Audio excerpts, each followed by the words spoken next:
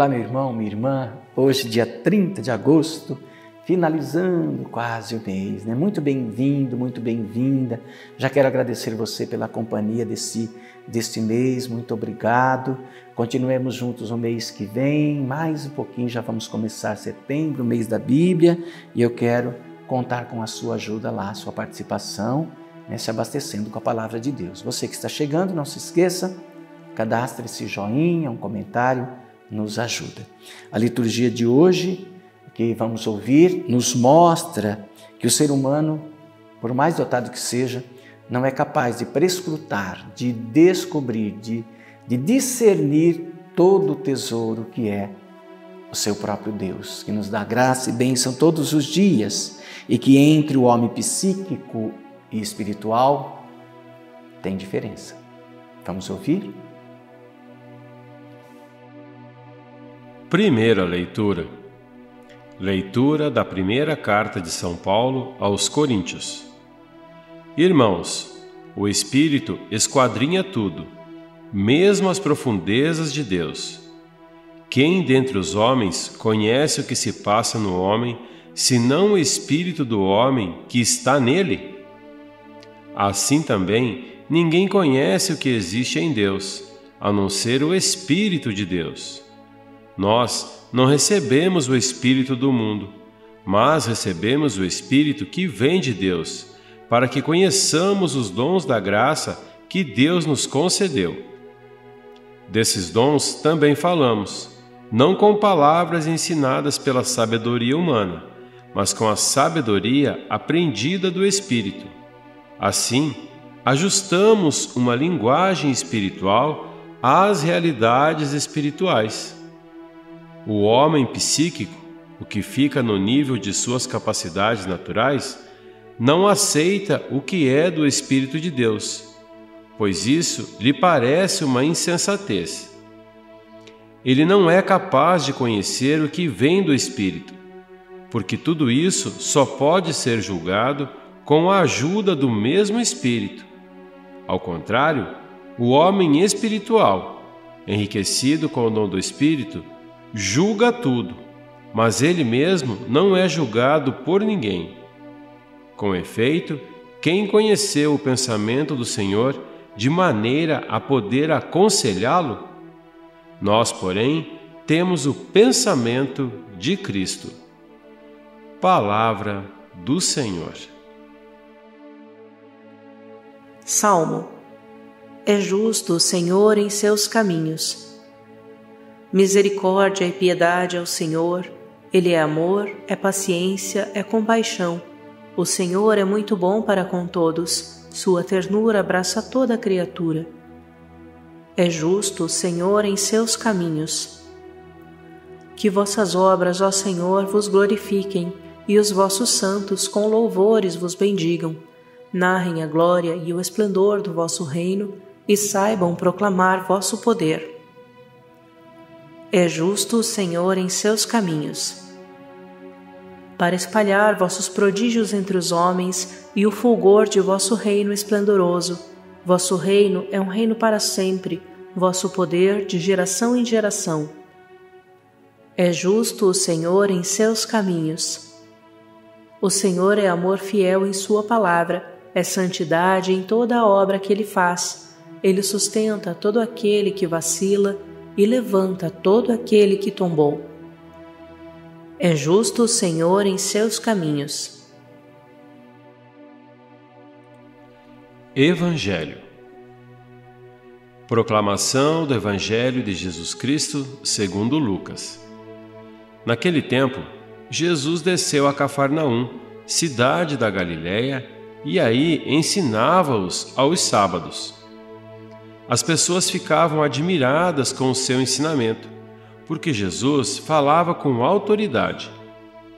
Na sinagoga, havia um homem possuído pelo espírito de um demônio impuro, que gritou em alta voz: O que queres de nós, Jesus Nazareno? Viestes para nos destruir? Eu sei quem tu és o Santo de Deus. Jesus o ameaçou, dizendo: Cala-te e sai dele. Então o demônio lançou o homem no chão, saiu dele e não lhe fez mal nenhum. O espanto se apossou de todos e eles comentavam entre si: que palavra é essa? Ele manda nos espíritos impuros com autoridade e poder, e eles saem. E a fama de Jesus se espalhava em todos os lugares da redondeza.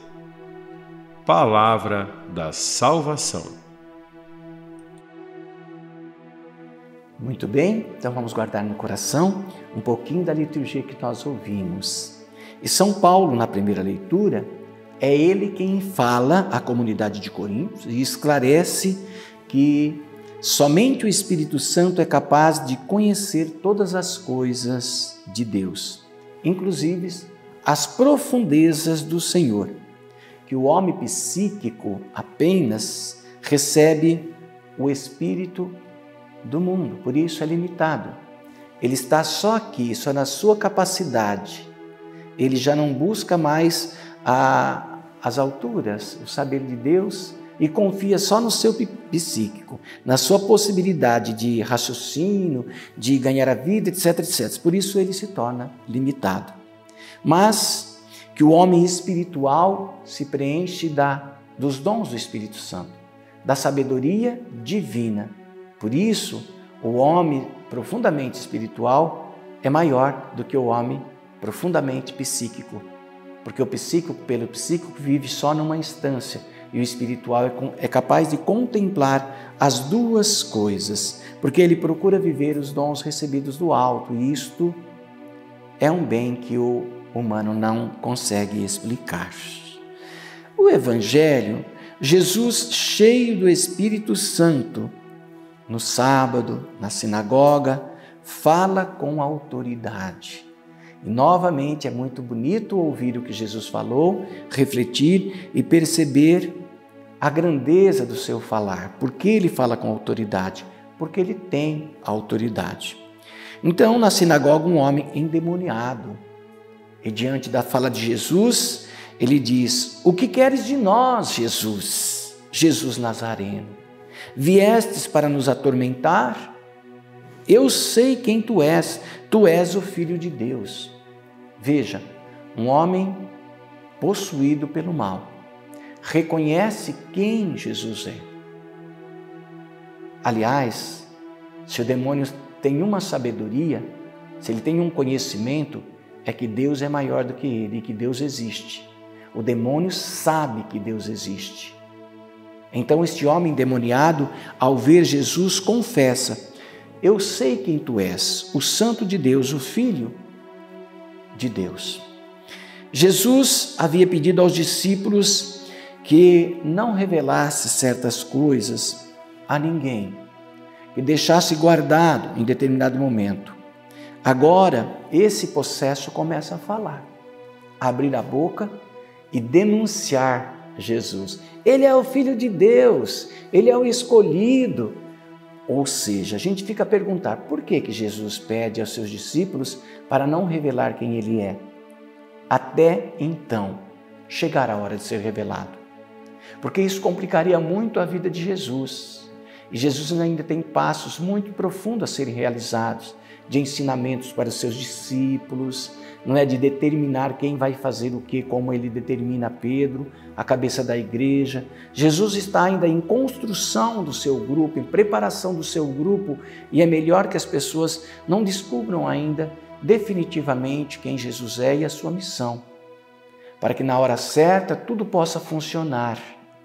Mas o espírito mau começa a revelar quem é Jesus.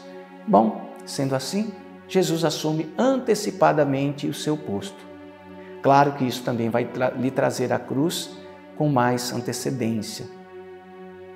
Jesus acolhe, vive e nos dá o grande presente da ressurreição e nos dá a vida eterna. Mas Jesus deixa uma palavra de ordem: cala-te! E essa palavra de ordem, você e eu temos aqui. Ao mal, a gente pode abrir a boca e dizer: cala-te, como Jesus, porque o mal não pode com o bem, e o Espírito Santo de Deus mora nos nossos corações. às 15 horas nós temos o terço, se você puder. Às 18 horas, a hora do Ângelo, eu te convido. Aliás, a hora do Ângelo a gente precisa valorizar mais, viu, gente? Assim, eu digo não porque está aqui no canal, mas vejam, é uma hora essencialmente da igreja, é a hora mariana, a hora que os anjos dizem amém. Portanto, 5 minutinhos que só vai nos enriquecer de rezarmos juntos. Amém? Deus abençoe. Pai, Filho, Espírito Santo. Até lá.